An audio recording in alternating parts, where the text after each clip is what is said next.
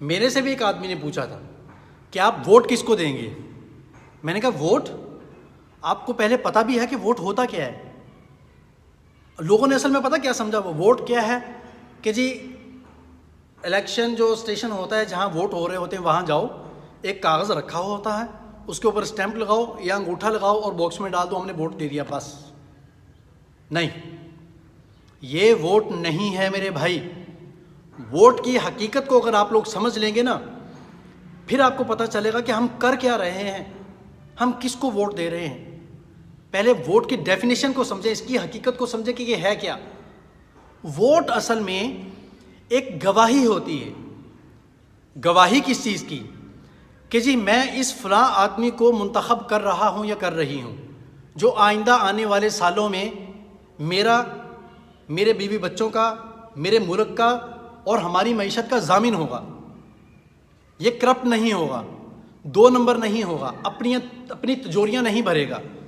یہ گواہی ہوتی ہے کہ آپ گواہی دے رہے ہیں۔ ووٹ کیا ہے؟ ووٹ ایک ضمانت ہوتی ہے، جو ایک آپ کا اپنا حق ہے۔ آپ کسی کو اپنے لیے ایک نمائندہ منتخب کر رہے ہیں کہ میں جی اس پر اعتماد کرتا ہوں، یا اس پر میں پورا اعتماد کرتی ہوں کہ یہ ہمارے لیے بہتر رہے گا۔ لیکن کتنے افسوس کی بات ہے کہ ہم لوگوں کو بالکل بھی پتہ نہیں۔ قرآن پاک کے اندر اللہ تعالیٰ نے سورۃ فرقان اس کے آخری رکوع کے اندر اس کا ذکر کیا ہے، والذین لا یشہدون الزور۔ یہ پتہ ہے کن لوگوں کی گواہی ہو رہی ہے؟ یہ اللہ تعالیٰ بتا رہے ہیں ایمان والوں کا، کہ اللہ تعالیٰ کے نیک بندے، عباد الرحمن، اللہ کے نیک بندے کون ہوتے ہیں؟ وہ ہوتے ہیں والذین لا یشہدون الزور، کہ جھوٹی گواہی نہیں دیتے۔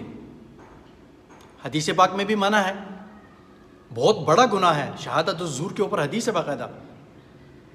تو بھائی ایک گواہی ہوتی ہے جو آپ دے رہے ہوتے ہیں کسی کے بارے میں، کسی کو اپنے لیے منتخب کر رہے ہوتے ہیں، تو یہ اتنی چھوٹی چیز نہیں ہے، اس کو ہلکا مت سمجھیں۔ اور اس سے بھی ذرا بڑے افسوس کی بات یہ ہے کہ بہت سارے لوگ اس کو بیچ رہے ہیں۔ خریدنے والے بھی خرید رہے ہیں اور بیچنے والے بھی بیچ رہے ہیں۔ 10,000 کے عوض 50,000 کے عوض، اور تو اور کئی جگہوں میں تو یہ ہو رہا ہے کہ جی ایک بائک لو اور ایک ووٹ دو، ایک بائک کے اوپر ایک ووٹ۔ واہ سبحان اللہ! یہ جو بائک ہمیں دی جا رہی ہے نا، یہ بھائی ہماری جیبوں سے ہی نکالے ہوئے ٹیکس کے پیسے ہیں جو ان حکمرانوں کو ملے اور اسی سے ہمیں بائک لے کر دی۔ ایک بات سننا ذرا بھی غور سے، پھر اگلے سالوں میں 5 سال تک اگر اس کی حکومت باقی رہی، اول تو رہنے نہیں دیں گے، اگر اس کی حکومت باقی رہی تو 5 سال تک ہم اس کی قسطیں ادا کرتے رہیں گے اور ہمیں پتہ بھی نہیں ہوگا کہ ہم کر کیا رہے ہیں۔ دکھانے میں ہمیں فری میں دی جا رہی ہے اور ہم سے ہماری گواہی لی جا رہی ہے۔ ہماری گواہی لی نہیں جا رہی، خریدی جا رہی ہے، جو کہ صراحتاً گناہ ہے، صریح گناہ ہے، کبیرہ گناہ ہے۔ آپ اس میں صرف اپنی جان کے اوپر ظلم نہیں کرتے۔ جس وقت آپ کسی کو نمائندہ منتخب کرتے ہیں، اس کو جا کر ووٹ دیتے ہیں، تو اس کا مطلب یہ ہوتا ہے کہ میرے لیے بھی اور میری پوری قوم کے لیے بھی، میرے پورے ملک کے لیے بھی، آپ کے ایک الیکشن کی، آپ کے ایک ووٹ کی وجہ سے اگر کوئی نمائندہ ایسا آ کر بیٹھتا ہے جو لوگوں کا خون چوستا ہے، تو اس کا گناہ بھی آپ کے اوپر آئے گا۔ یہ بھی بات یاد رکھنا، بہت سوچ سمجھ کے کرنے کا کام ہے یہ۔ حیرت کی بات ہے کہ ایک بائک کے اوپر لوگ اپنے ایمان کا سودا کر دیتے ہیں، اپنی غیرت کا سودا کر دیتے ہیں، اپنے ووٹ بیچ دیتے ہیں۔ کسی کے اندر ہمت ہے، کوئی مائی کا لال کسی نے جانا ہے نا، ادھر آؤ ذرا ہمارا سودا کر کے دکھاؤ۔ 1 لاکھ تو بہت دور کی بات ہے، کروڑ بھی نہیں سوچیں آپ، 1 ارب 1 کھرب لگائیں ہمارے اوپر، اور ہمیں صرف آپ اتنا کہہ دیں کہ اس پارٹی کے بارے میں ایک نعرہ لگا کر دکھا دیں، مان جاؤں گا تمہیں میں۔ تم نے کیا سمجھ رکھا ہے کہ سارے کے سارے ایسے ہی ہیں، ایسے ہی خرید لو گے لوگوں کو؟ ہر کوئی بے ایمان نہیں ہے، ایمان والے اللہ تعالیٰ نے بہت رکھے ہوئے ہیں۔ کسی نے مائی کا لال جنا ہے تو آ کر ہمارا ریٹ لگا کر دکھائے ذرا۔ بات سمجھتے کو نہیں سمجھتے۔ میرے سے اس بندے نے جو پوچھا تھا نا کہ ووٹ آپ نے کس کو دینا ہے، میں نے کہا 5 روپے کا ٹپا آپ نے دیکھا ہے؟ 5 روپے کا سکہ، ایک طرف چاند تارا ہوتا ہے اور ایک طرف 5 ہوتا ہے، اور وہ پورا کیا ہوتا ہے؟ 5 روپے کا سکہ۔ ادھر سے دیکھو گے تو 5، ادھر دیکھو گے تو چاند، لیکن ٹوٹل وہ کیا ہے؟ 5 کا سکہ۔ جماعت کوئی اور ہو یا کوئی اور ہو، ہے تو وہی نا، کام تو وہی ہے۔ ہاں اتنی بات لازمی میں آپ کو بتاؤں گا، کچھ لوگ ایسے ہیں جو بیچارے کوشش میں لگے ہوئے ہیں، اچھے ہیں، مگر ان کو آنے کوئی نہیں دے گا. سمجھتے ہو کہ نہیں؟ ان کو آنے کوئی نہیں دے گا، کیونکہ میں نے بتا دیا نا کہ ڈیل ہو چکی ہے.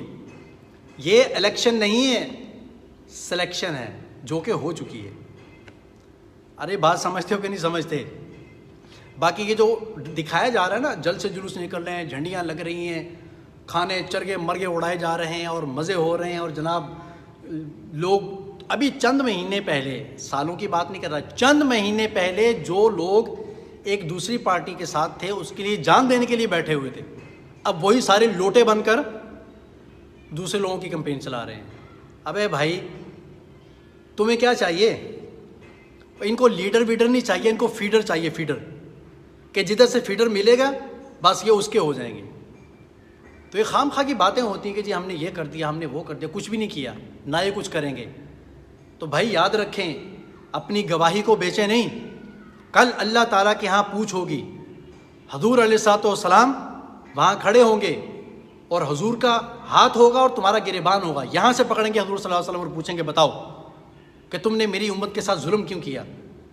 یہ صرف ایک بندے کی بات نہیں کر رہا، ہر بندے سے پوچھو گی، خاص طور پر جس بندے نے اپنا ووٹ بیچا ہے. ووٹ بیچنے والا انسان اپنی غیرت ایمانی کا سودا کرتا ہے، اپنی بیوی بچوں کا، اپنی معیشت کا، اپنے ملک کا، اپنے حالات کا، ہر چیز کا سودا کر دیتا ہے ان کے ساتھ. سوچ سمجھ کے ووٹ دینا چاہیے. آج تک میری 40 سال عمر ہو رہی ہے، معذرت کے ساتھ کہتا ہوں، کبھی بھی ایک دن مجھے یہ نہیں کہ یاد نہیں ہے، سچ کہتا ہوں، ایک دن میں نے کبھی کسی کو نہ انگوٹھا لگایا، نہ کسی کو میں نے ووٹ دیا، نہ کسی پر سائن کیے، کبھی نہیں کیا ہوں. ضرورت ہی نہیں ہے جانے کی. بھائی ضرورت تو جب ہو نا کہ جب یہ الیکشن ہو. الیکشن تو ہوتا ہی نہیں ہے، یہ تو سلیکشن ہوتی ہے اور وہ پہلے سے ہو چکی ہوتی ہے. تو پھر بھی وہ بیچارے تھوڑی بہت ٹانگ ٹونگیاں مار رہے ہوتے ہیں، کوشش کر رہے ہوتے ہیں کہ شاید کچھ نتیجہ نکل آئے. کوئی نتیجہ نکلنے والا نہیں ہے. یہ اوپر کے کام ہیں، اوپر سے ہی ہوتے رہتے ہیں. ایسے باتیں تھوڑی سی گرم ہوتی ہیں، بسا اوقات لوگ اس پر ناراض ہو جاتے ہیں، لیکن حقیقت یہی ہے. آپ کو نظر آ جائے گا ابھی.